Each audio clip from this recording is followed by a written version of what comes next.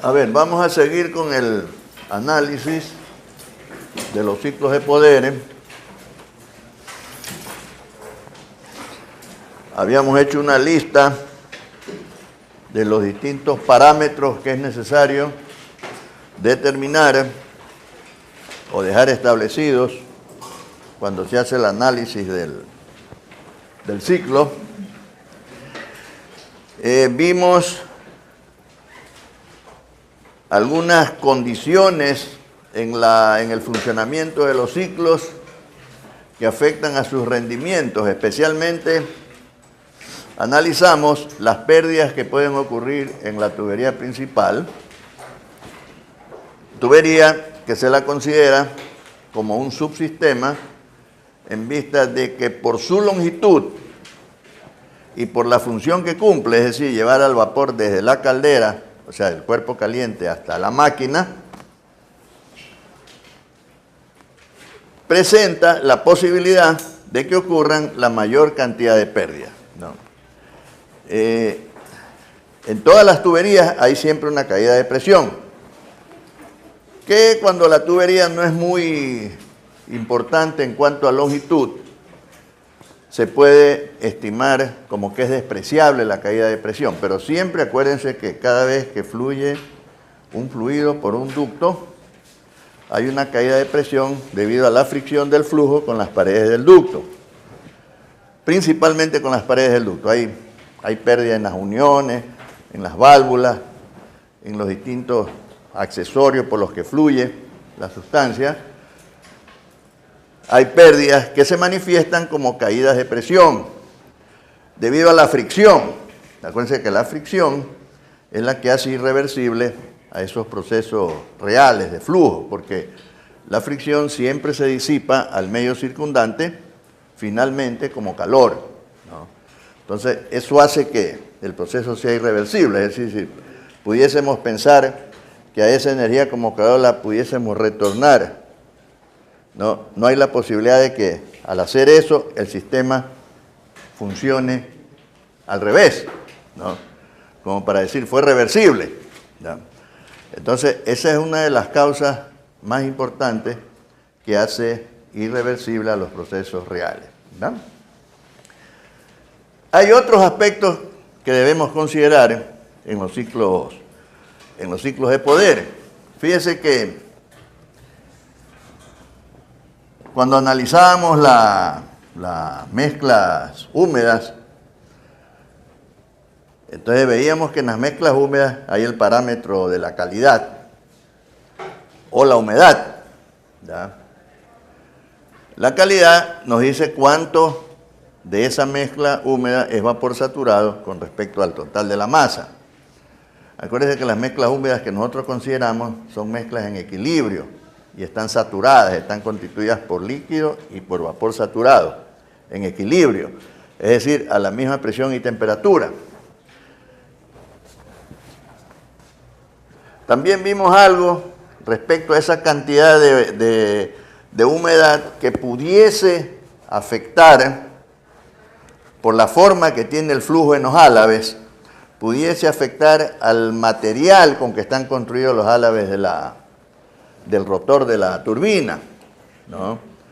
Porque hay un flujo en donde el vector velocidad cambia de dirección y entonces se producen unos pares de fuerza cada 180 grados en todos los puntos del rotor de la turbina, y esos pares son los que hacen que la rueda del rotor, donde están los álabes, hace que dé vuelta la rueda, ¿ya? Y ahí es que tenemos el trabajo en el eje, que es a base de la energía que tiene el fluido, ¿no? Acuérdense que en la ecuación de la energía nosotros determinamos el trabajo que tiene el fluido, el trabajo que hace el fluido. Entonces, esa forma de fluir, variando el vector velocidad, puede dar lugar a que se produzca una erosión que les decía que es importante controlarla, porque al erosionarse el material de los álabes puede producir un desbalanceamiento mecánico en el rotor que pudiese dar lugar a una vibración que provoque un choque entre los álabes del rotor y los de la carcasa, que están fijos. Esto está dando vuelta en medio de unos álabes que están pegados en la carcasa. Y la separación de los álabes de la carcasa con los del rotor, la separación es mínima, ¿no? Para impedir que el vapor que está a alta presión se fugue por ahí, ¿ya? Entonces,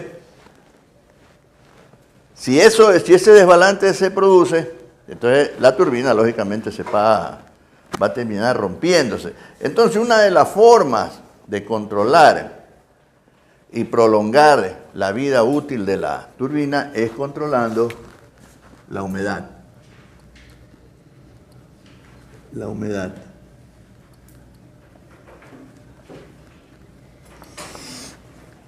Generalmente, los rangos de humedad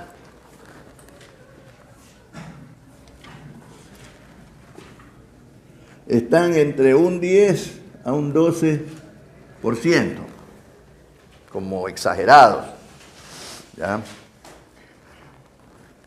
Generalmente, para condiciones apropiadas de operación, deberían estar debajo de eso, ¿ya? Entonces, lo que hace el fabricante es recomendar que el vapor, cuando esté fluyendo a través de la turbina, no tenga una humedad mayor que esa. Es decir, que no tenga una calidad menor al 90 o al 88%. ¿Ya? O sea, la humedad no sea mayor que eso, ni la calidad sea menor que 90%, ¿no? Del vapor. Para evitar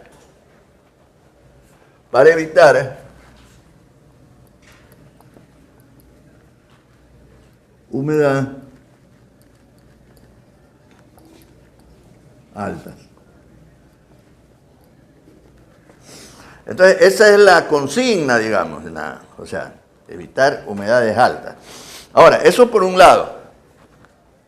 Fíjense, la humedad de la mezcla húmeda puede producir un erosionamiento en el material de los álabes de la turbina. Esa es la una. La otra cosa, en las centrales modernas,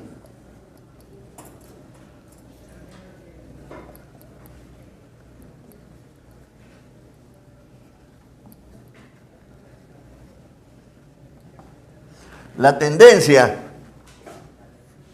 es generar vapor a las más altas presiones. Cuando hablamos de altas presiones estamos hablando de altas temperaturas también, ¿no?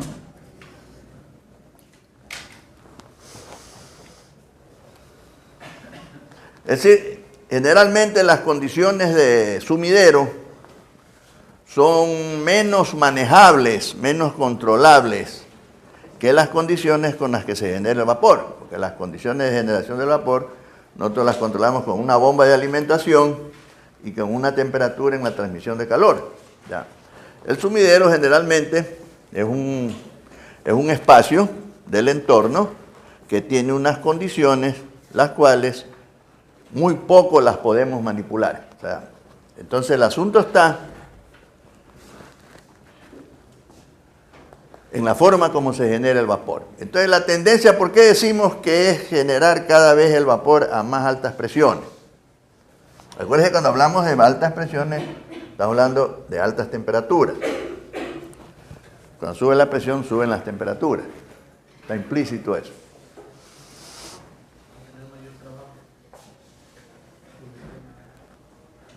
Ya. Más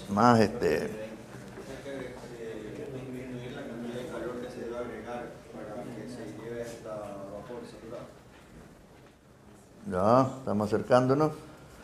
A ver, les voy a dar acordémonos de Carnot.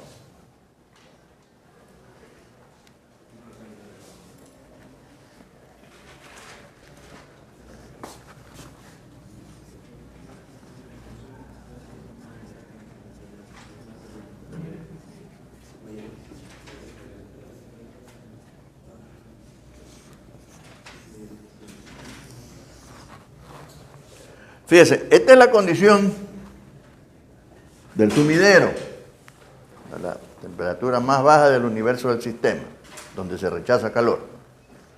Entonces, esa es la que les decía que es más difícil poderla manipular, poderla controlar, porque generalmente en una región del entorno donde está funcionando estos sistemas, ¿no? Como un lago, un río, ¿no? Que no lo podemos controlar, sus condiciones de temperatura. ¿Ya? En cambio, esta es la temperatura del cuerpo caliente, o sea, la temperatura desde donde estoy yo añadiendo el calor al sistema. Y en el caso de las plantas térmicas, eso está en las calderas, tiene que ver en las calderas. Entonces, mientras más alta sea esta temperatura, considerando que esta de aquí casi no la puedo controlar, considerando que esta es fija, ¿ya? Y esta acá yo sí la puedo controlar, mientras mayor sea esta fracción es más chica, y si esta fracción es más chica, la diferencia es mayor. En otras palabras, si la temperatura del sumidero se mantiene, la temperatura a la cual se genera el vapor aumenta, el rendimiento térmico va a mejorar. Entonces, acuérdense que Carnot, el ciclo de Carnot, la máquina de Carnot es la base de comparación de los demás ciclos ideales y reales también. ¿Ya? Entonces, una de las cosas que nos sirve como base de comparación es el rendimiento térmico. El otro es la forma como tiene el ciclo de Carnot los procesos.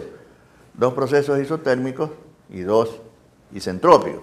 Procesos de añadir y rechazar calor y los procesos de hacer trabajo y consumir trabajo. O sea, expansiones y compresiones. Por eso es la base de comparación. Y siempre en un rango de temperatura, en este rango, el ciclo de mayor eficiencia térmica es el de Carnot. No se conoce otra máquina que tenga mayor rendimiento térmico que ese. Acuérdense que el rendimiento térmico es cuánto del calor añadido se hace trabajo. ¿Ya? Entonces, basado en esta conclusión de Carnot, es que en las centrales de poder térmicas, la tendencia es generar el vapor cada vez a las más altas presiones. Presiones que están por encima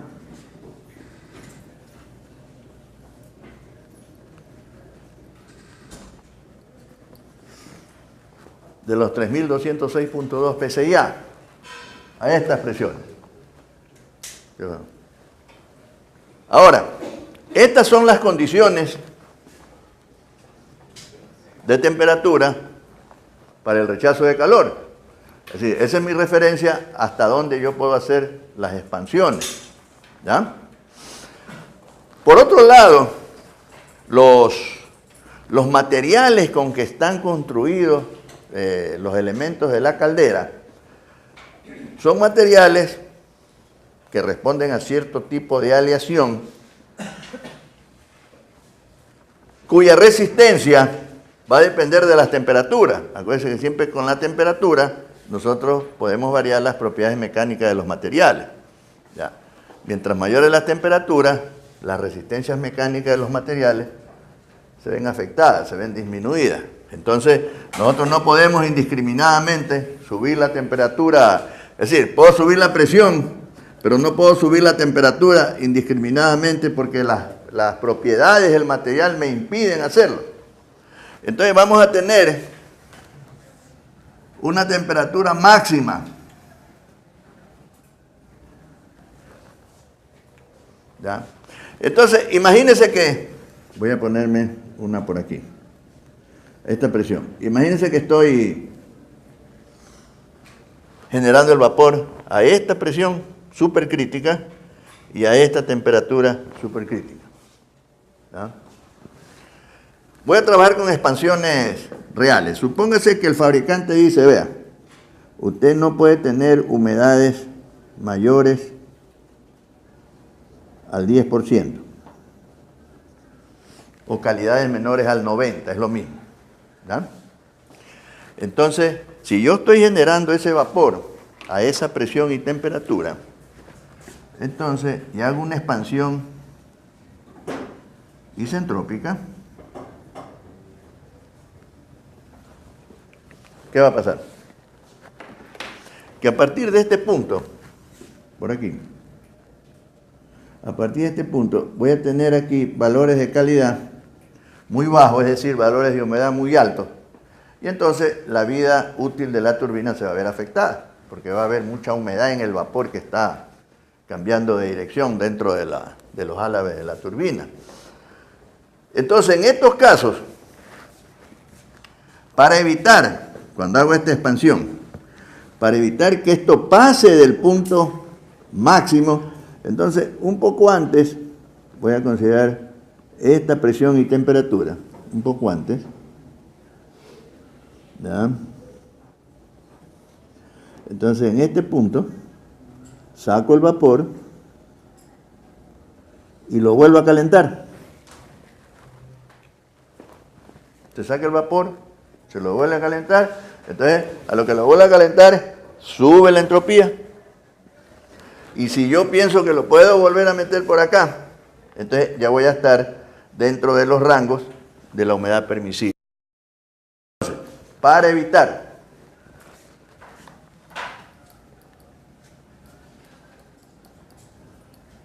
humedades altas en las etapas de baja presión en la turbina. Esto es en la turbina, ¿no? Se hace necesario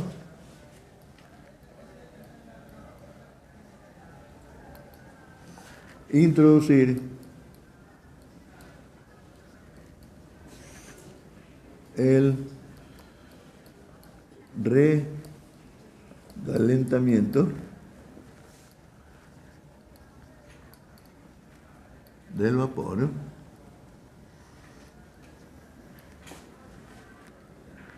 como las veces que sea necesario, ¿no? Que sea necesario para que esté en el rango de la humedad permisible, ¿no?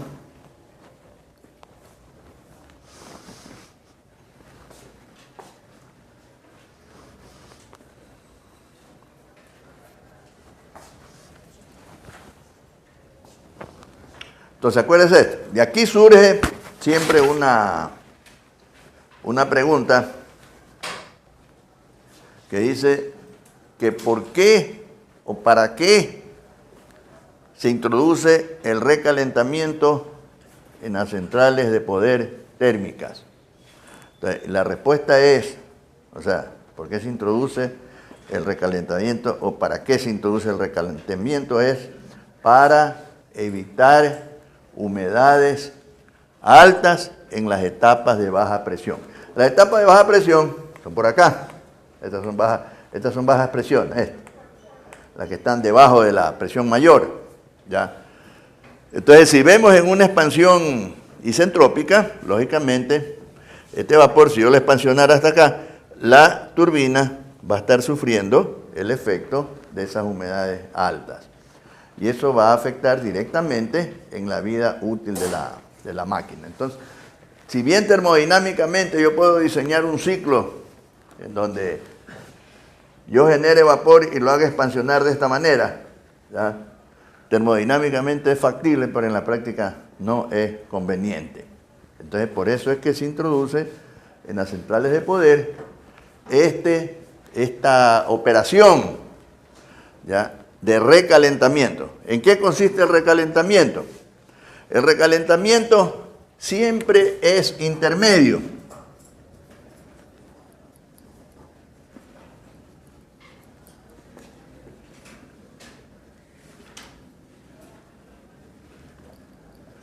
¿Qué quiere decir intermedio? Que es después y antes de una expansión. Después y antes de una expansión. ¿Ya? El recalentamiento se introduce para evitar humedades altas en las etapas de baja presión. no tiene como objetivo mejorar los rendimientos térmicos. ¿Ya? Analizando con valores, vamos a encontrar que cuando se aplica el recalentamiento, los rendimientos térmicos no se ven afectados en el sentido de que vayan a disminuir, tampoco en que vayan a aumentar. En algunos casos se observa que hay un ligero mejoramiento de los rendimientos térmicos, pero ese no es el propósito del recalentamiento. El propósito del recalentamiento es evitar humedades altas en las etapas de baja presión. Eso porque vamos a ver otra operación que se introduce en los ciclos que sí tiene un efecto directo sobre los rendimientos térmicos. El recalentamiento intermedio, ¿no es cierto?, es para evitar humedades altas en las etapas de baja presión. Entonces, y es intermedio porque tiene una expansión previa, es decir, ocurre después de una expansión y luego viene otra expansión y se introduce tantas veces como sean necesarias. Entonces, vamos a considerar aquí que estoy generando esto y supongamos que tenemos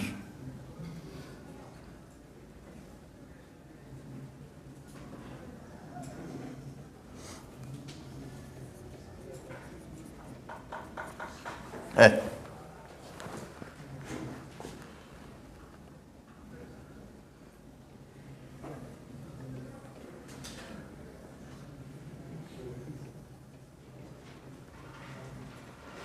Supongamos que estamos por acá. Entonces, en este caso, este va a caer casi ahí en la...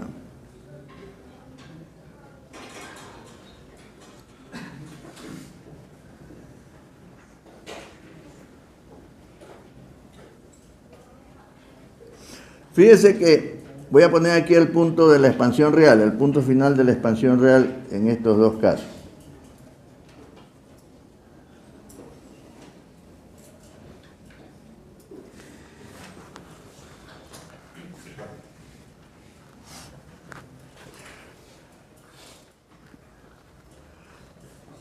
Fíjese que este cae casi en la región de donde está el límite máximo de la humedad permisible. ¿Ya? Este punto es el punto final de la expansión real. Entonces, ¿qué es lo que hay aquí? Hay un crecimiento de entropía, hay un delta S, un delta SP, producción de entropía.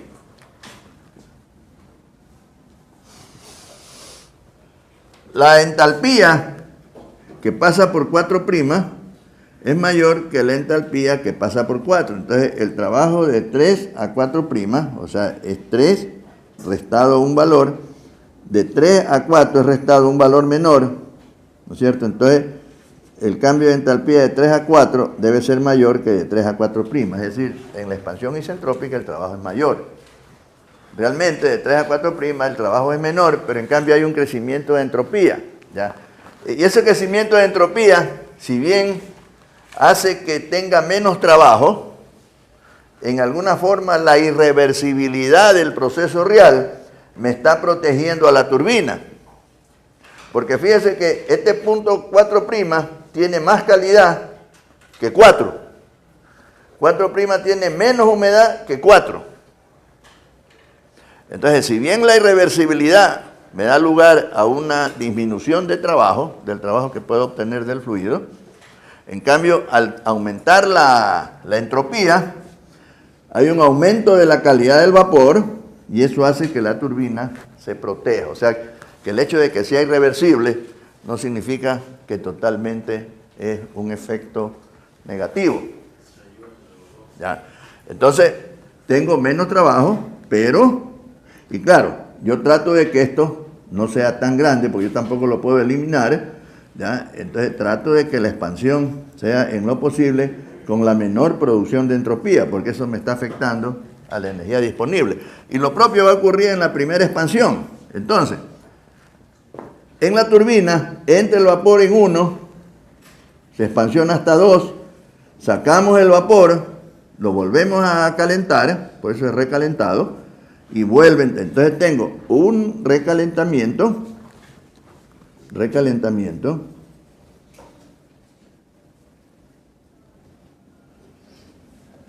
es de 2 a 3 o de 2' a 3. ¿Ya? Entonces, ¿cómo disponemos los elementos en el ciclo de poder? Vamos a ver el diagrama de energía. En el diagrama de energía tengo el cuerpo caliente, o sea, la caldera. Genero el vapor, paso a la turbina. Ves, aquí la proporción en los tamaños no tiene nada que ver con las dimensiones reales, sino simplemente por comodidad. Para poder explicar mejor el diagrama lo hacemos así desproporcionado, ¿no? Entonces, aquí introducimos un nuevo elemento. Este nuevo elemento se llama recalentador.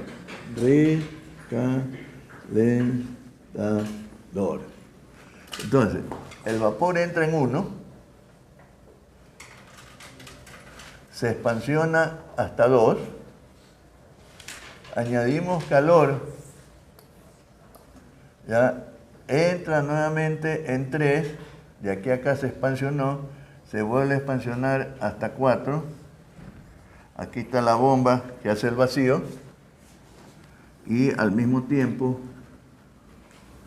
hacemos la alimentación a la caldera. ¿Ah? Entonces, ese calor añadido, y como acá estoy añadiendo calor también, entonces a este le ponemos 1 y a este le ponemos 2. ¿Ah? Este diagrama puede estar hecho así o puede estar hecho así. ¿Ya? Entonces, cuando vean la literatura, van a ver que en este caso le hablan de una turbina. Esta de aquí es la turbina de alta presión y esta de acá es la turbina de baja presión.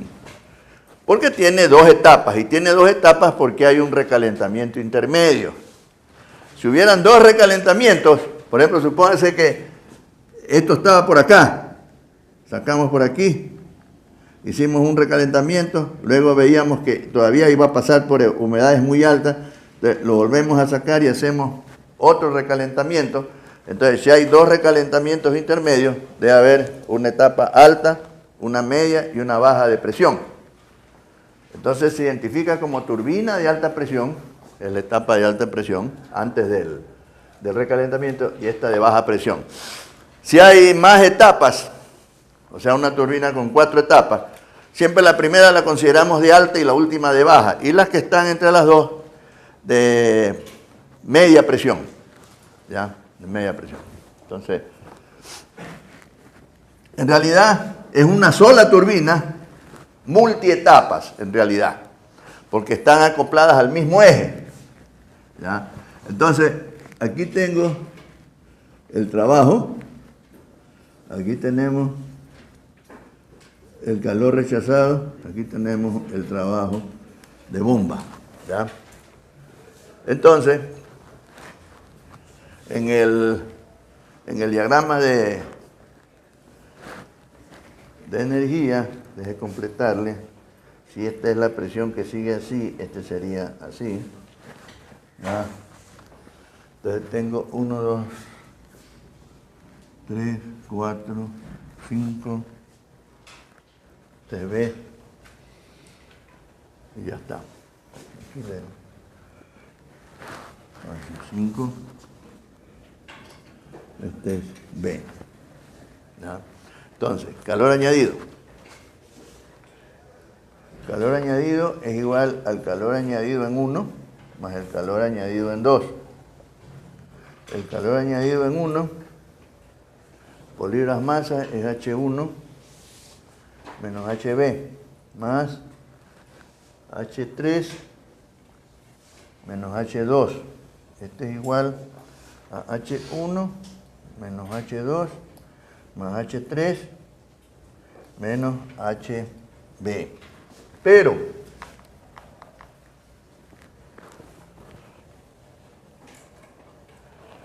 HB es igual a H5 más WP. Entonces, calor añadido es igual a H1 menos H2 más H3 menos H5 menos WP. BTU por libras de masa o la unidad que quiera, ¿no? No. Es el calor añadido. El otro término, a ver, de una vez podemos poner el calor rechazado, ¿no? Para terminar, el calor rechazado es de 4 a 5. De 4 a 5. En 4 tiene más entalpía que en 5, ¿no? Entonces, el trabajo que hace el fluido en la máquina es el trabajo en la etapa de 1 a 2 más el trabajo que hace en la etapa de 3 a 4.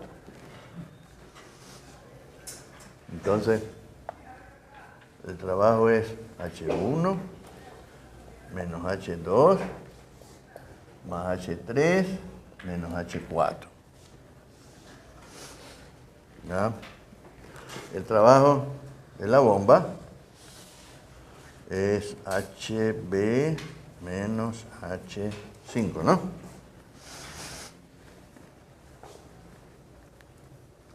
Las mismas unidades. Energía cargable a la máquina. Fíjense.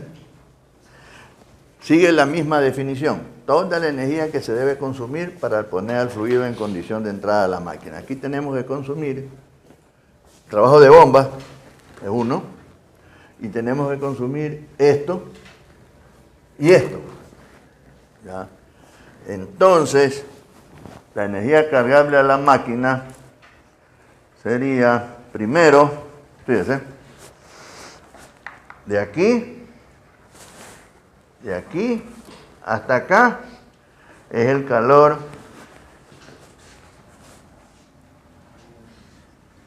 añadido 1, de aquí hasta acá. Como este trabajo de bomba también es energía cargable a la máquina, entonces esto más esto. Entonces yo puedo poner de una vez que es desde 5 hasta 1.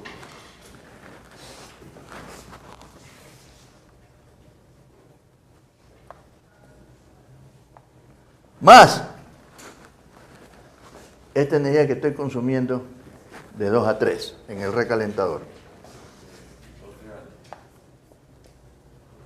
Entonces la energía cargable a la máquina es H1 menos H2 más H3 menos H5.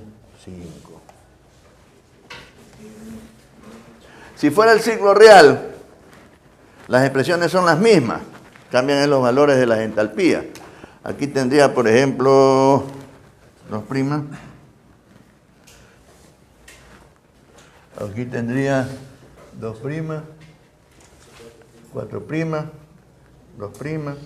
4', 2', 2'. Si fueran los valores del ciclo real, o sea, con las expansiones de 1 a 2' o de 3 a 4'. No. Las expresiones son las mismas. Acuérdense que los trabajos y los calores están definidos por deltas H. El delta H es valor final menos valor inicial. ¿Ya? Si el proceso fue reversible, entonces tengo que ver al final de la isentrópica. Si no fue reversible, tengo que ver dónde está el punto prima. Entonces, para eso tengo los rendimientos de turbina. ¿Se acuerdan? Los rendimientos por cada etapa de turbina. ¿Ya? Entonces, rendimientos térmicos.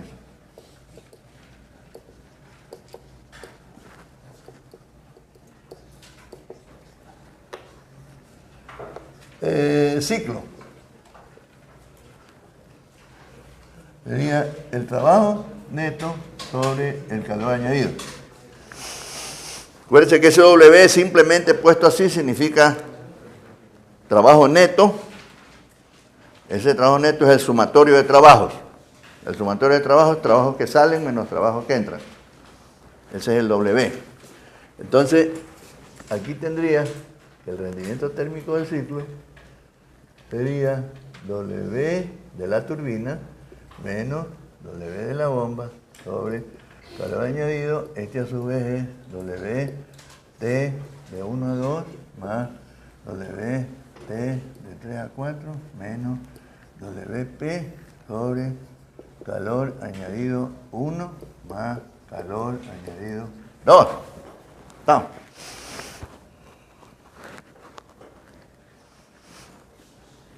¿Alguna pregunta? Vamos a poner los valores que hemos obtenido. Es porque quiero que observen algo. El trabajo en la turbina era este que está aquí. H1 menos H2 más H3 menos H4 menos WP. ¿Ya? El calor añadido es H1 menos H2 más H3 menos H5 menos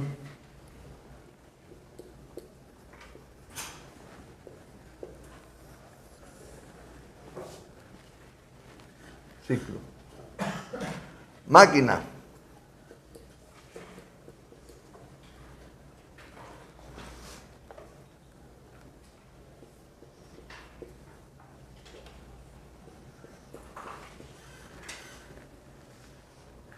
¿Ya? Entonces, el rendimiento térmico,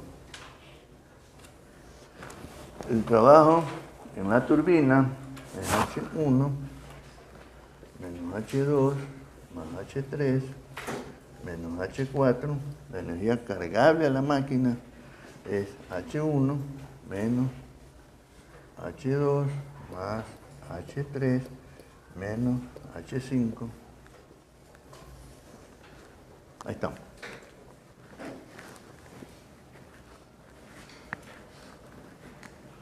Entonces, lo que quiero que observen, que ya lo habíamos visto en el ciclo, al comienzo, cuando vimos el ciclo de Rankine, la similitud en estos dos rendimientos.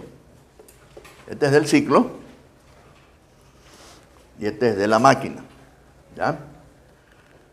Si el trabajo de bombear es un valor pequeño, entonces cuando le restamos al numerador ese valor pequeño y le restamos al denominador ese mismo valor, la fracción se ve alterada, pero no tan alterada como para poder decir que este valor de aquí es bien parecido a este valor de acá.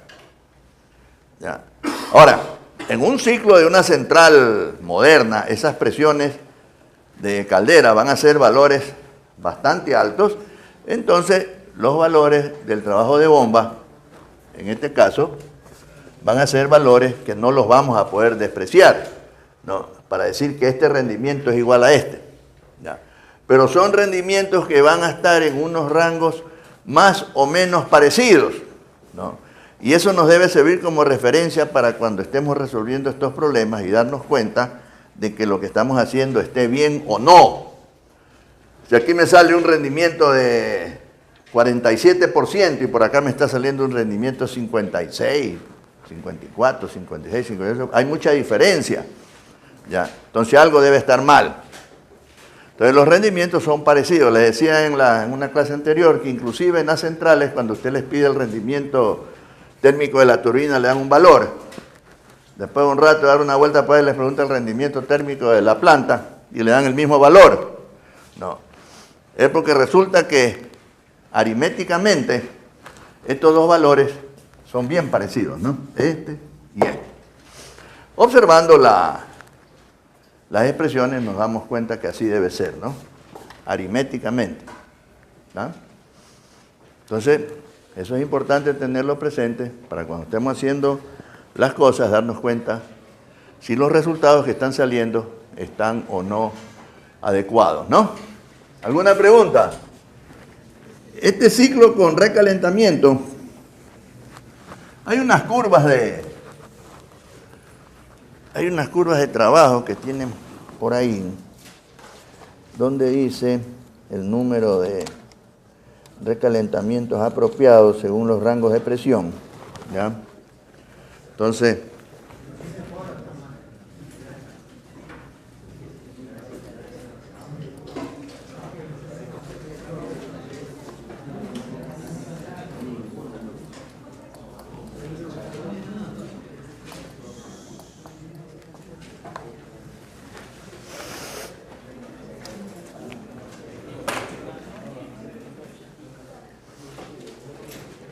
a ver, mire, vamos a introducir las pérdidas principales. ¿Ya?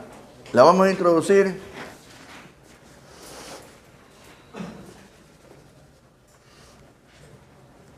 van a haber otro tipo de pérdidas que van a aparecer más adelante. Por ejemplo, el tipo de pérdidas aquí en el bombeo, ese no le vamos a dar mucha importancia, porque acuérdense que estas líneas están, esto está así exageradamente separado porque la presión es súper crítica, ¿ya? Pero generalmente estos están casi sobrepuestas, ¿no?, a la línea de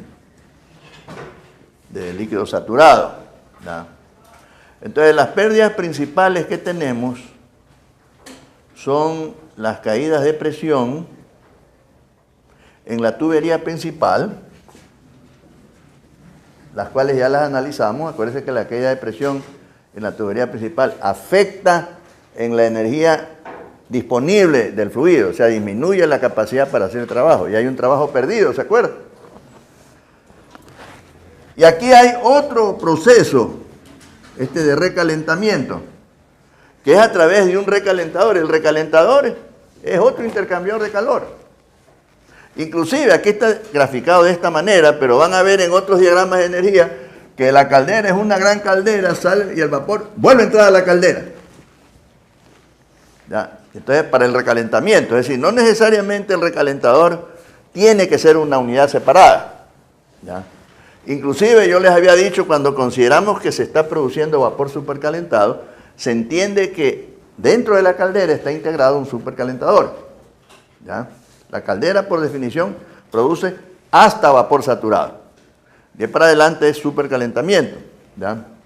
Entonces, cuando en el diagrama ponemos que se está generando vapor supercalentado, se sobreentiende que integrado a la caldera hay un supercalentador, ¿ya? Igual con el recalentador, pero lo ponemos así, es para indicar que después de la expansión se lo saca y se lo vuelve a calentar.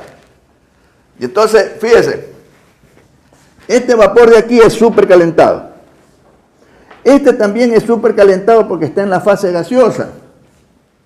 Pero usamos la expresión de recalentado para indicar que fue un vapor que se expansionó y se lo volvió a calentar. Entonces decimos recalentado. Pero los dos siguen siendo supercalentados. Vamos. Cuando dicen recalentado, es que debe haber habido una expansión y lo volvimos a calentar. Vamos. Por eso es que no está bien cuando nosotros identificamos los puntos en esta región como vapor recalentado. No, el vapor es supercalentado en la fase gaseosa. ¿Ya? Entonces, recalentado responde a una operación a la que se lo sometió para volverlo a calentar, ¿ya? Entonces, en ese recalentador, que es otro intercambiador de calor, o es parte de la estructura que tiene dentro de esta caldera, hay unas tuberías de longitud más o menos apreciable, en donde el fluido puede experimentar, de hecho, una caída apreciable de presión, ¿ya? Entonces, eso vamos a tratar de ponerlo acá. Primero hagamos el diagrama de energía.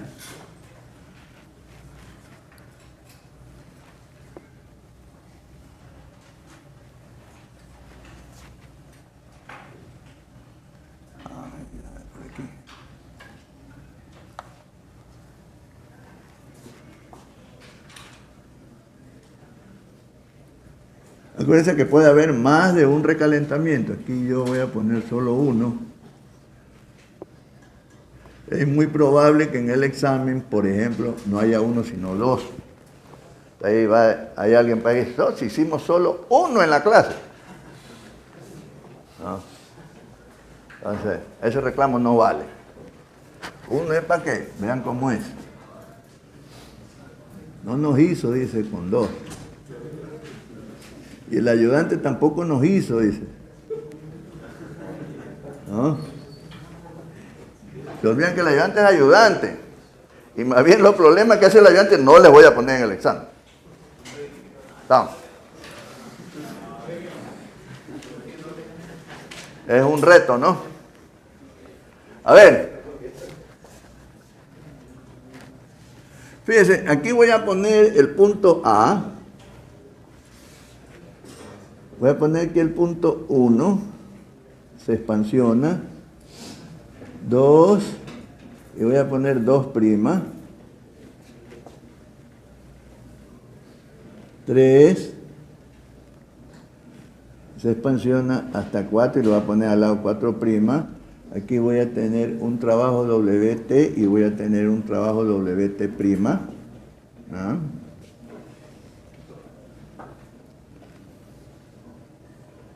Acuérdense que la proporción de estos elementos no tiene relación con los tamaños reales.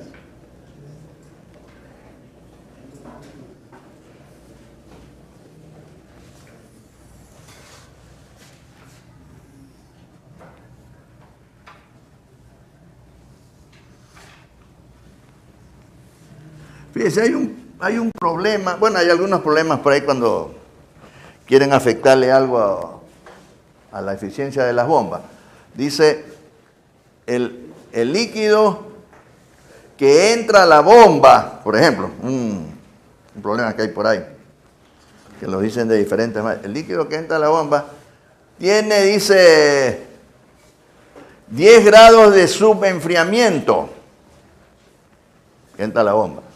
Y comprime desde la presión de aquí hasta la presión de caldera. O sea, nosotros conocemos la presión del condensador y la presión de la caldera. Entonces, para poder poner el B delta P, ¿se acuerda el trabajo de la bomba? B delta P.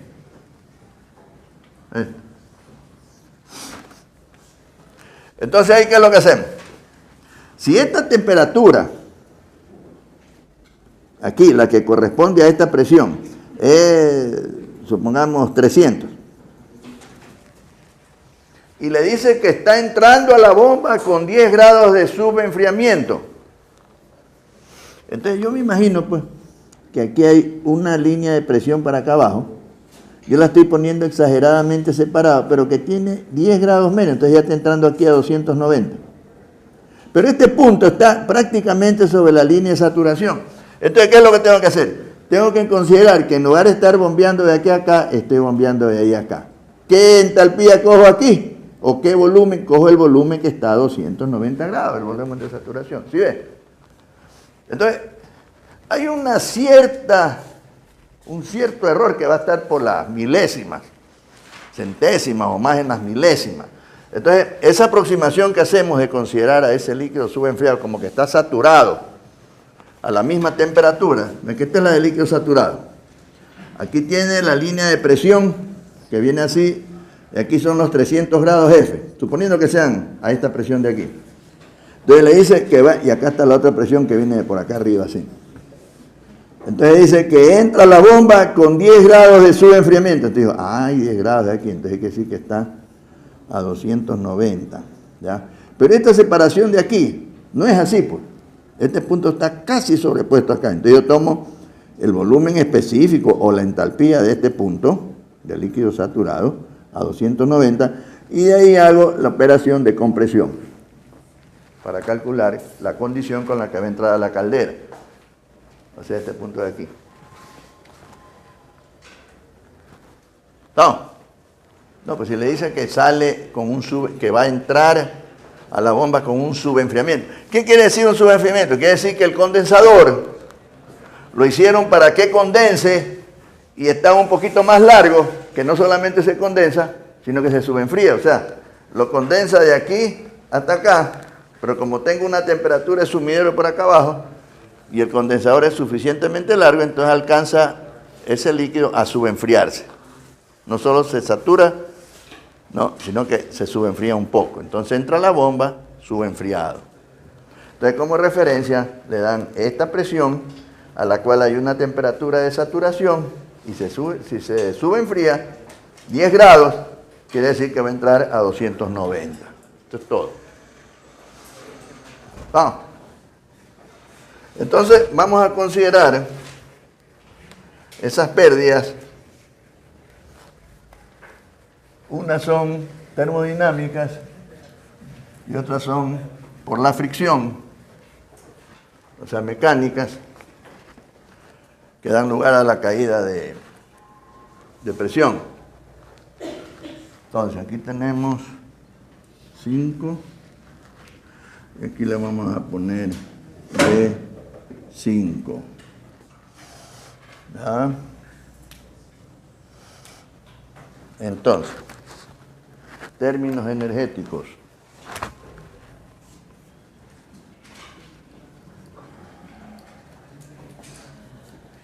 Diagrama TS.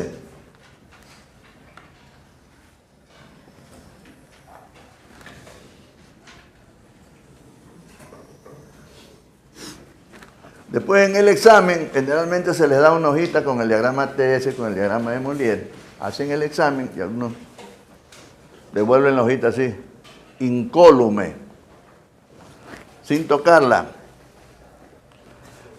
Algunos no saben para qué se les da la hojita. La hojita es porque ahí en el diagrama están dibujadas las presiones y están dibujadas las temperaturas, ¿no? Y en el diagrama TS, tienen del H2O, tienen la línea de saturación y aquí están las líneas de calidad o de humedad. Y entonces, la idea es que cuando esté haciendo el problema, usted coja y diga, a ver, ¿dónde está el punto que me está dando aquí? Aquí. Ah, dice que se expansiona hasta acá. Chuta, entonces no es mezcla húmeda, ¿no? Entonces, con el diagrama ubica los puntos y con la tabla corrige los valores. ¿No? Pues hay que trabajar con las dos cosas. Para eso es el diagrama. Fíjese aquí. Voy a suponer que tengo todavía presiones subcríticas, que esta es la presión con la que estoy generando el vapor. Y entonces lo estoy generando aquí. Esta es la presión P sub A. Este es el punto A. Aquí debe haber una temperatura TA. ¿Ah? Aquí viene una caída de presión en la tubería principal. Esta es caída de presión en la tubería principal. Voy a asumir que la tubería está bien aislada. Aquí voy a asumir que este calor a través de la tubería principal esté bien aislado. Solamente hay caída de presión. ¿No? ¿Te acuerdas que vimos los dos casos? Para las pérdidas de la tubería. Siempre hay la caída de presión. La una era bien aislada y la otra había una transmisión de calor. ¿No? Entonces quiere decir que por aquí va a pasar una línea. Aquí le vamos a hacer punteada la línea porque no es reversible y aquí le voy a poner el punto 1.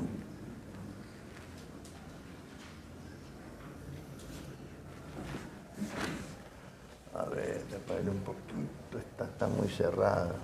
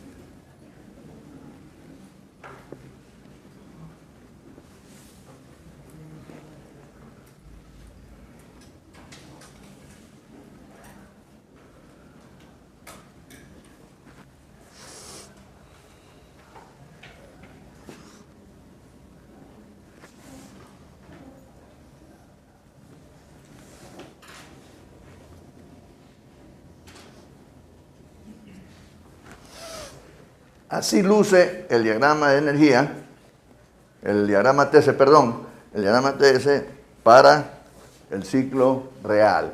Ahí están consideradas las pérdidas principales, que son estas dos caídas de presión en la tubería principal y en el recalentador, y estas pérdidas termodinámicas, que es el crecimiento de entropía debido a la irreversibilidad de los procesos reales, ¿no?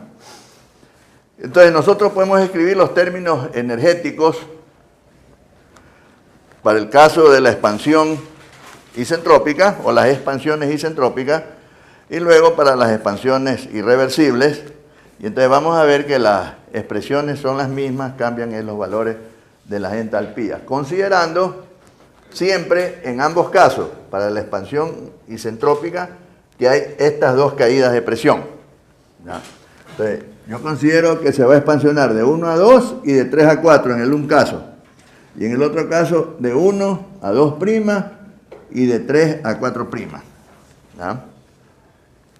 La caída de presión va a ser inevitable. Yo puedo lograr que en la expansión real termine en la misma presión que la isentrópica, porque la presión es una propiedad termodinámica que nosotros la podemos manipular. Abriendo, cerrando una válvula, podemos subir o bajar la presión, ¿ya? Entonces nosotros podemos hacer que la expansión termine a la misma presión que la 2, que la presión en 2. Por eso lo puse ahí, ¿ya?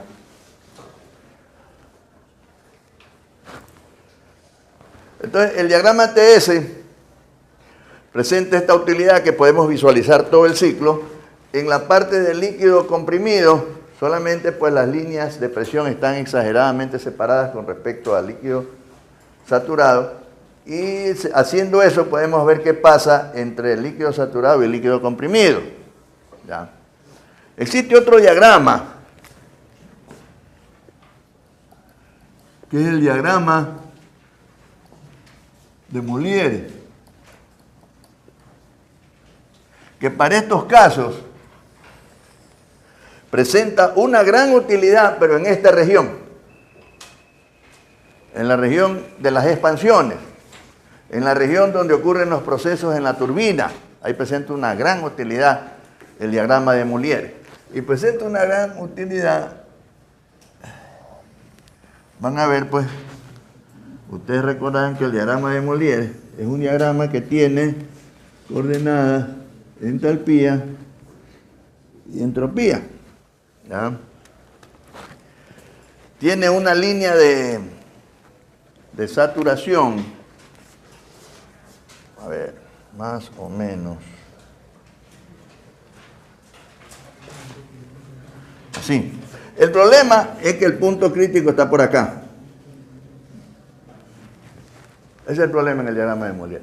Entonces, la parte del líquido comprimido, casi para los rangos de presiones que se trabajan en estos ciclos, este diagrama no presenta realmente ninguna utilidad, ¿ya? Pero acá sí es importante, ¿no? Fíjense, por ejemplo, vamos a tratar de poner lo mismo que está aquí, lo vamos a poner acá. Primero, la presión, no sé si ustedes tienen sus tablas. Yo les decía, esa es otra recomendación, que no le paran bola. Miren, este es importante, esta está en BTU, está bien. Es importante, esto debe ser sacado del Jones y Hawkins. Ahí en el libro Jones y Hawkins,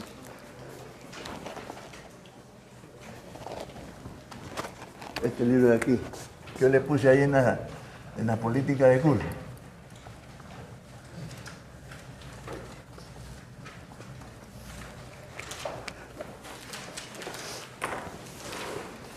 Ahí está este diagramito un poquito más grande, ¿ya? Un poquito más grande, y les puede servir para resolver los problemas. Lo que quiero es que vean, primero vean, el punto crítico en este está acá, aquí donde tengo el dedo. No se alcanza a ver. Entonces, no presenta mucha utilidad. Y la forma que tienen las líneas de presión constante. A ver.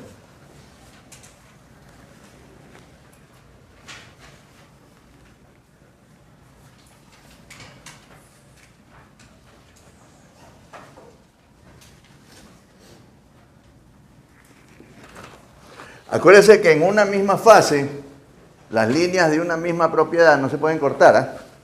Por ejemplo, aquí no puede haber que esta línea de presión se llegue a cortar por ahí en algún punto con la otra línea de presión.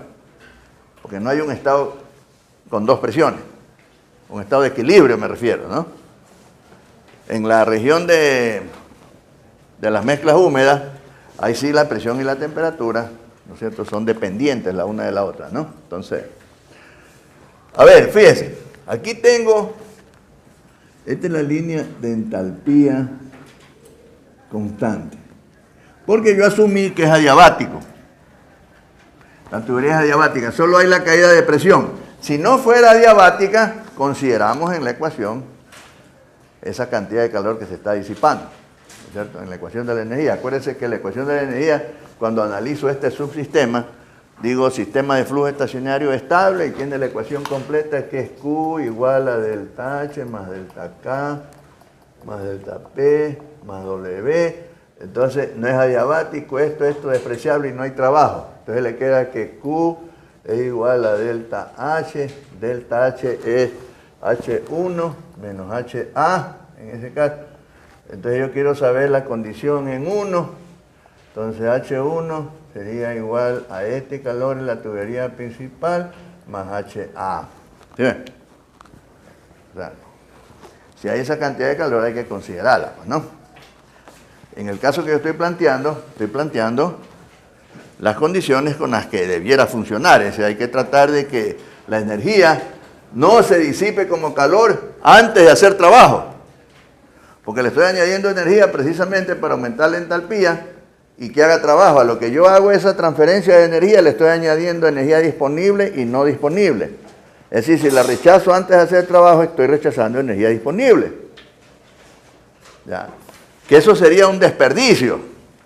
La energía no disponible, esa sí tiene que ser rechazada por ley. Ley de la naturaleza, ¿no? Esa no contamina el medio circundante, no contamina la naturaleza, porque la ley de la naturaleza dice que tiene que regresar. ¿Ya? Tiene que regresar. ¿Ya? La que contamina es la energía disponible. Por eso es que hay que aprovecharla. Muy bien. Entonces, la ventaja en este diagrama, por ejemplo, que en ese proceso de caída de presión, si está debidamente aislado, según la ecuación de la energía, me sale que el delta H es igual a 0. Entonces, supónganse que estoy aquí. Que este sea el punto A. Esta es la presión A. Y esta que es la presión 1. Entonces, este viene 1. ¿Sí ves? Entonces, ahí lo ubico facilito. ¿Ah? Luego viene, vamos a verle por aquí, la presión 2. Quiere decir que este se está expansionando. Déjenme ponerlo un poquito más abajo para que quede igual al de allá.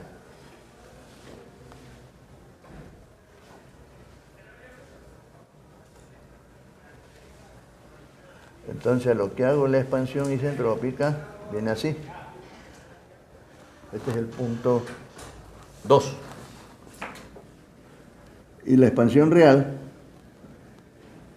2'. Entonces, mire, yo puedo ver aquí, ¿ves? H2. Acá, ¿ves? H2'. H1. Entonces aquí puedo ver, ¿ves? Que H2 es de aquí a acá, ¿ves? Y H2' es de aquí a acá. Es menor, ¿ves? Ahí puedo directamente en el eje de las H de las entalpías leer los trabajos, ¿no? Hay una caída de presión. Entonces le ponemos aquí la caída de presión. Esta es la presión P sub 3. Entonces dice que hay una caída de presión hasta por aquí. 3. Después viene una expansión. Vamos a ponerla por acá.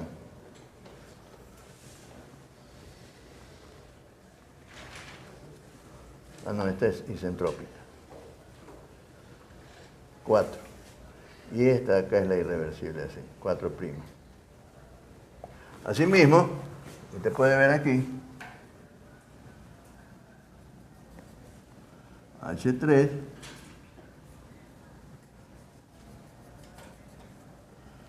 H4', H4, ¿eh? Ya puedo sacar los trabajos, ¿no? Puedo ver directamente los crecimientos de entropía.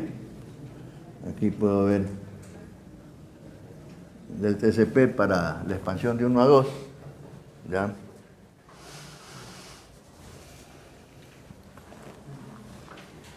Así luciría el caso de las expansiones para el ciclo real. Entonces, estamos viendo que tengo una expansión isentrópica y tengo una expansión real. Entonces aquí vienen los rendimientos, que ya teníamos algo de eso, de turbina, que no son otra cosa que, aquí como ya tengo por etapas de 1 a 2, rendimiento de turbina de 1 a 2 es el rendimiento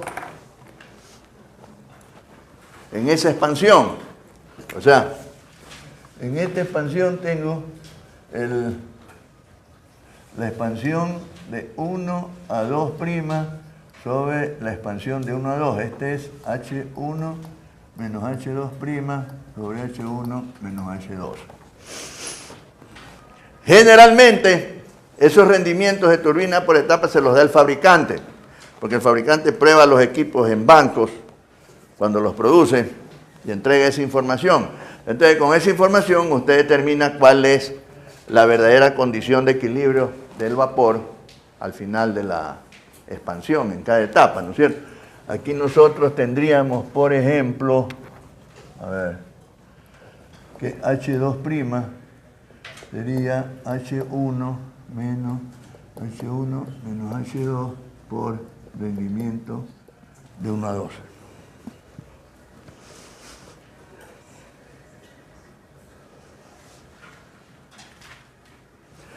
Ahora tenemos la segunda etapa.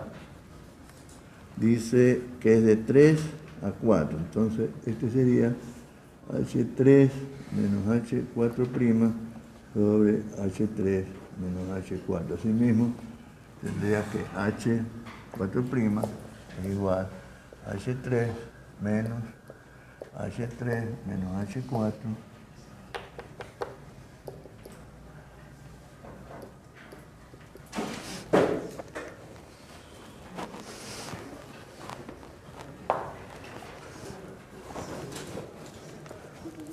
Gracias. Ahora,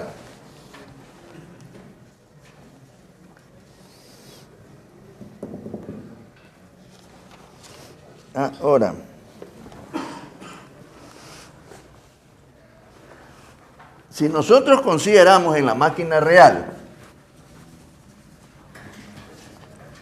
que aquí va a haber acoplado un generador a través del cual se va a estar entregando trabajo combinado o energía eléctrica, ¿ah?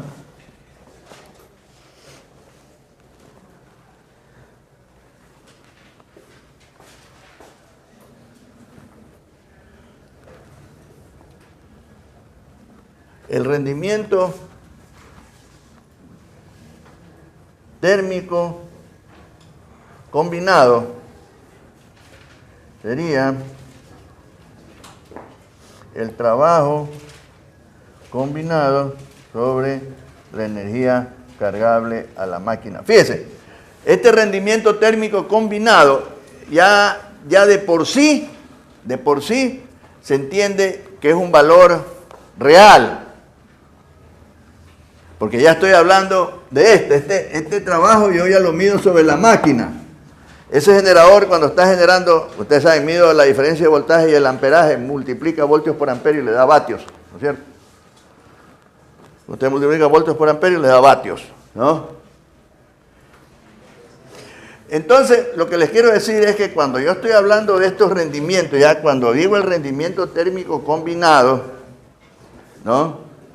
Entonces, ya estoy hablando del trabajo combinado. El trabajo combinado, le dicen combinado porque ahí intervienen las fuerzas eléctricas y las magnéticas, ¿ya? Pero es trabajo eléctrico, es lo que entrega el generador, flujo eléctrico, ¿ya? Y como esto de hecho es un valor real, ¿no? Aquí yo realmente no necesito ponerle la comilla, rendimiento térmico combinado, porque estoy usando un valor real, que es medido sobre la máquina, ¿ya? No es que medí idealmente, te mide realmente, idealmente cuando estás soñando, ¿no? Entonces, lo que quiero decir es que aquí sí debe ser real, ese de ahí. Porque la energía cargable a la máquina es medido con las propiedades termodinámicas del fluido. Vamos, el otro es medido sobre la máquina. Mido cuánto diferencia de voltaje hay y el amperaje. Multiplica voltios por amperio y le da vatios. Eso es potencia. Después los vatios los multiplica por el tiempo y le da energía, ¿no? Entonces, este WK,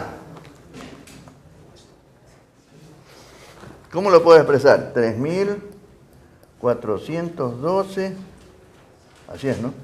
Sobre consumo específico de vapor combinado y la energía cargable a la máquina. ¿Cuál era?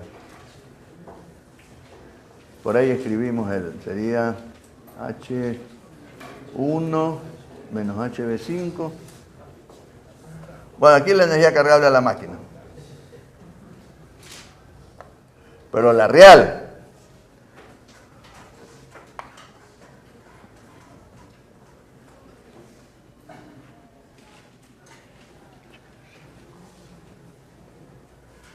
lo que pasa es que ese HB5, que es el que tengo que poner aquí para esta energía, desde aquí hasta acá, es H5 más el trabajo de bomba, ¿no? H5 menos trabajo de bomba, ¿no? Más H3 menos H2'. Es energía cargable. Claro, energía cargable. O sea, los calores añadidos y el trabajo de bomba. Entonces, esta es que la reordenamos.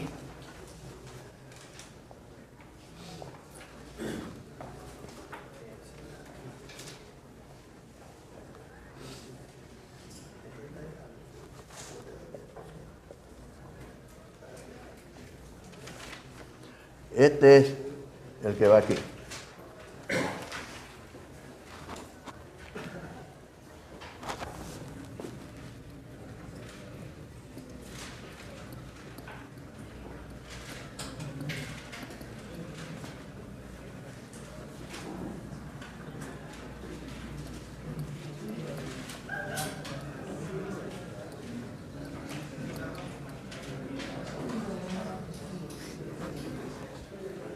A ver,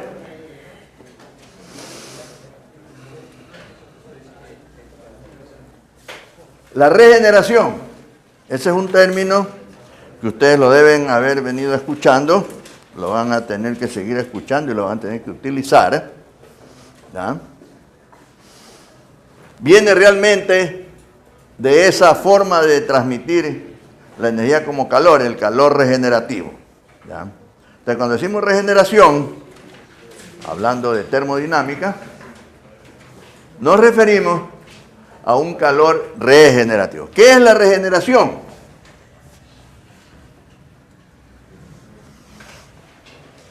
La regeneración es una transmisión de calor interna en el sistema, de una región hacia otra región del sistema. O sea, vamos a poner que esta sea la frontera del sistema. Este es el sistema.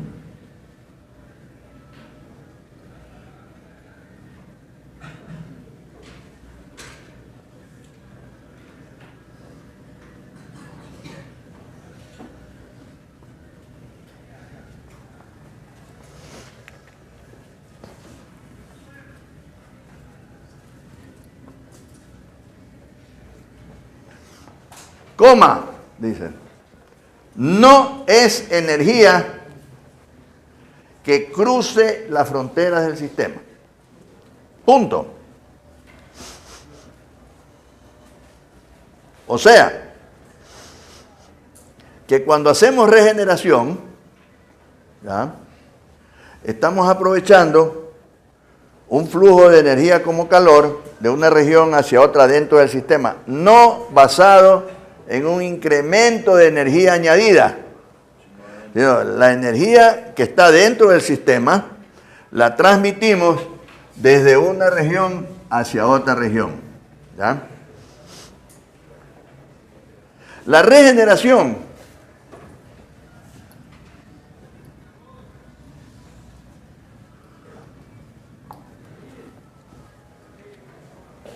se aplica en los ciclos de poder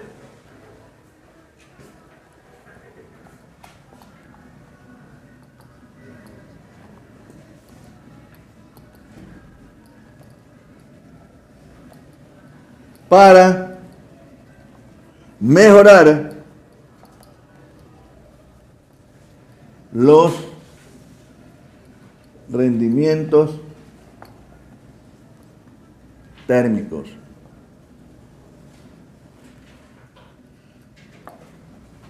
Cuando decimos los rendimientos térmicos, estamos refiriéndonos al rendimiento térmico del ciclo y al rendimiento térmico de la máquina, acuérdense. El rendimiento térmico del ciclo está basado en la condición del vapor como lo entrega la caldera. El rendimiento térmico de la máquina está basado en la condición con que el vapor entra a la máquina. Por eso es que su rendimiento está basado en la energía cargable a la máquina, ¿no?, que es toda la energía que se requiere consumir para poner al fluido en condición de entrada a la máquina, ¿no? Entonces, fíjense que este sí es claramente un propósito para mejorar los rendimientos térmicos.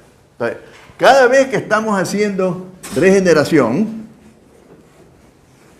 vamos a obtener un mejoramiento de los rendimientos térmicos. Entonces, cuando nos hagan la pregunta de por qué o para qué se introduce la regeneración en los ciclos de poder, entonces decimos que la regeneración se introduce en los ciclos de poder para mejorar sus rendimientos térmicos.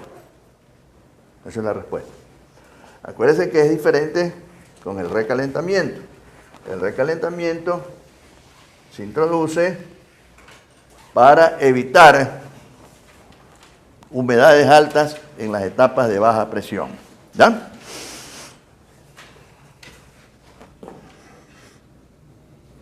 ¿Cómo se aplica en los ciclos de poder?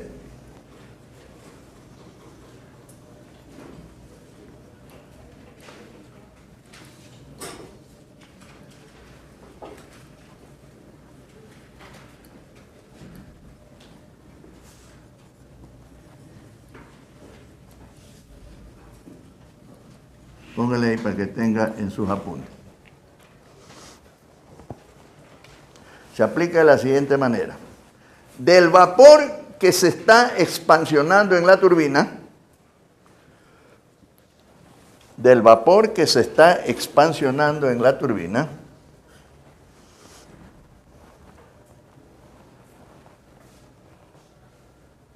se hace extracciones,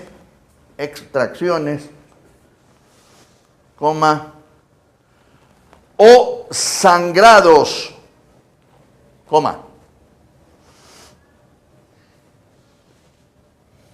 de parte de ese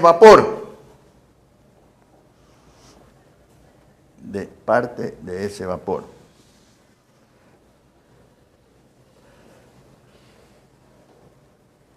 Punto seguido. Dichas extracciones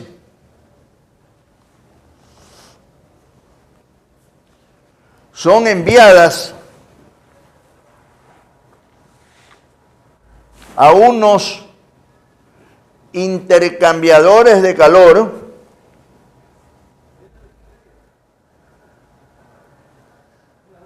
llamados precalentadores,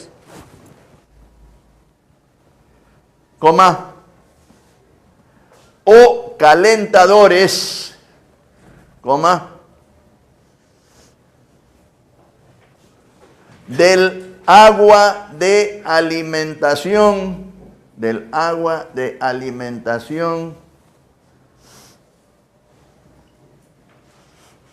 que va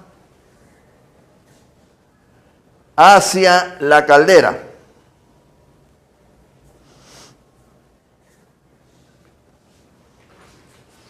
Punto seguido.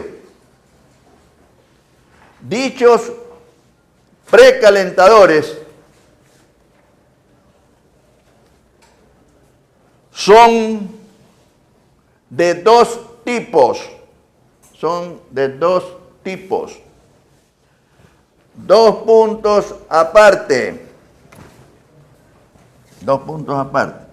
Pone de tipo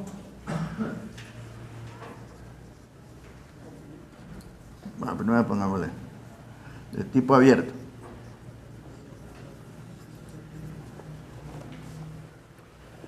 Dos puntos. Le pone aquí. Los flujos se mezclan.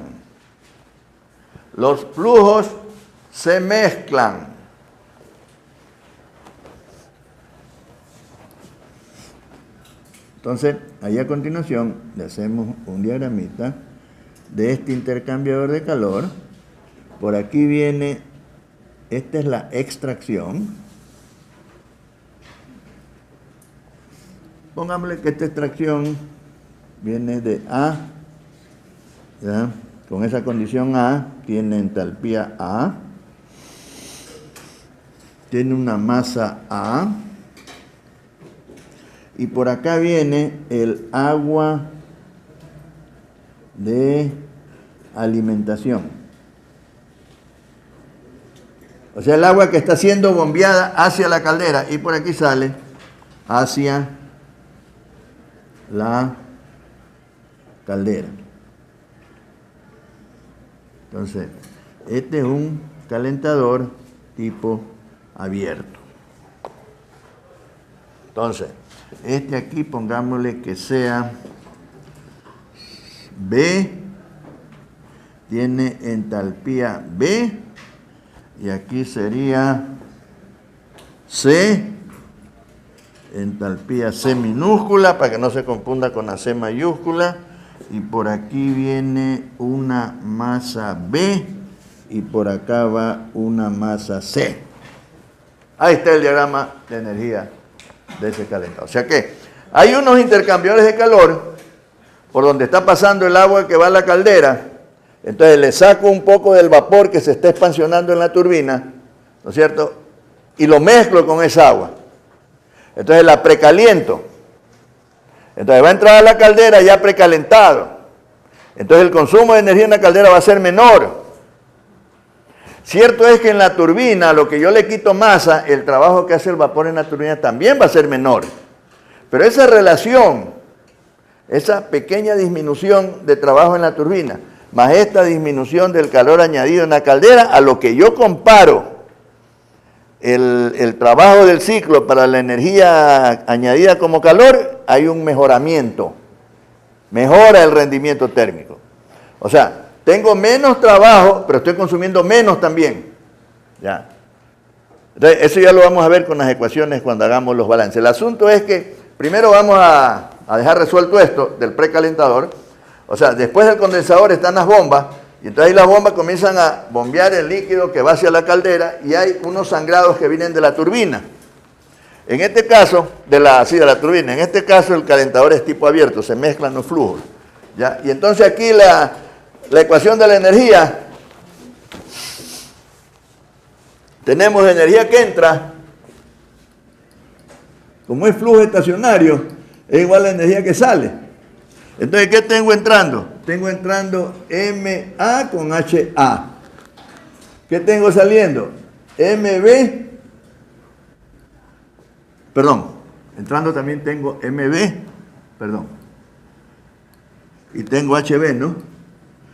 Y saliendo tengo MC, HC. Entonces aquí se hace necesario indicar que MC es igual a MA más mv, o sea, conservación de energía y conservación de masa. ¿Ya?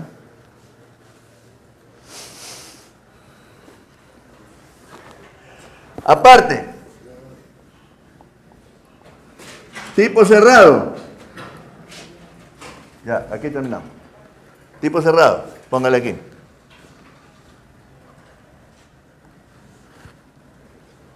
Las masas no se mezclan.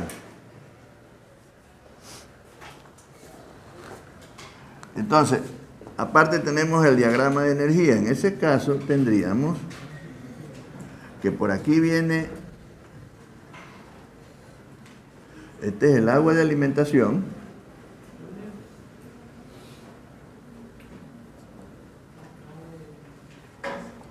y este hacia la caldera.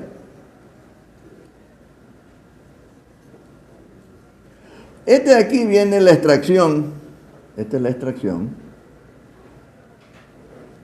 ¿ya? Viene con una condición A, HA y tiene MA, HA.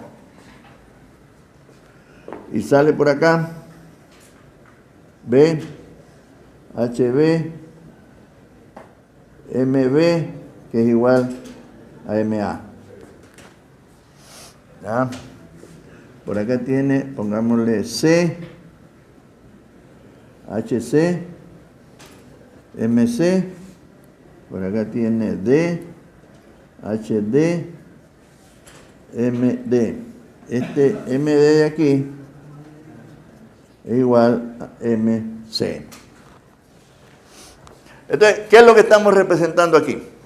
Estamos representando un intercambiador de calor que tiene que tener sus paredes debidamente aisladas, lo mismo el de acá, para que las transferencias de energía no sean con el medio circundante, sino de un flujo hacia el otro flujo. Si esto no está bien aislado, entonces la energía se va a disipar al medio circundante y no va a precalentar al agua de alimentación. Entonces, aquí tenemos el vapor que se va a condensar de aquí a acá. Pongámosle aquí, vapor condensado. ¿Ya? Entonces, este va a ser un tanque debidamente aislado que está atravesado por tubos. Por esos tubos entra el líquido frío y sale caliente. Dentro del calentador, pero por fuera de los tubos, está condensándose el vapor. O sea que si yo le hago esto un corte así, entonces yo debería tener así, por aquí está entrando, por aquí está saliendo, y aquí tengo unos tubos. Esta pared tiene que ser adiabática. Entonces por aquí entra vapor, por acá va a salir el líquido condensado. ¿Ya? Entonces, por aquí entra vapor, por aquí, por estos tubos, está pasando entre el agua fría y sale del otro lado caliente. ¿Estamos? Entonces, ¿cuál es el balance de energía aquí? Que la energía que entrega este flujo de aquí a acá entrega energía, entonces HA es mayor que HB, debe ser igual a la energía que recibe la masa del líquido. Esta se precalienta de aquí a acá, o sea que HD es mayor, HD menos HC. ¿Estamos? Fíjense, podemos hacer lo mismo. Aquí puedo decir lo mismo que dije acá. Energía que entra igual a energía que sale. Podemos escribir también eso. Fíjense, masa que entra, entalpía que entra, por allá entra MC, HC igual a lo que sale, que es MB, HB, MD, HD. Aquí tiene que poner que MC es lo mismo que MD. Y MB es igual a MA. Si usted reemplaza esto en esta ecuación y despeja, le tiene que quedar lo mismo que acá arriba. ¿Estamos?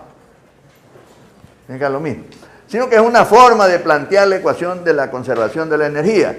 Acá se hace más fácil decir que lo que entra es igual a lo que sale, porque se están mezclando las masas. El sangrado con el agua de alimentación se están mezclando. Acá no se están mezclando. Entonces yo digo, la energía que gana el uno es igual a la energía que pierde el otro. Para poder decir eso, tiene que estar esto debidamente aislado, o sea que tiene que ser adiabático. ¿Ya? Bueno, la próxima clase seguimos. Entonces, fíjense, vamos a variar un poquito lo que habíamos dicho. En la próxima clase no voy a tomar la lección. El día del examen, a la hora del examen, yo les tomo la lección primero. A la hora que comience el examen, comienzo tomando la lección, que dura 10, 15 minutos no más. Después de la lección, entonces ahí comenzamos a dar el examen. ¿No? Entre las dos cosas completamos las 2 horas. ¿No?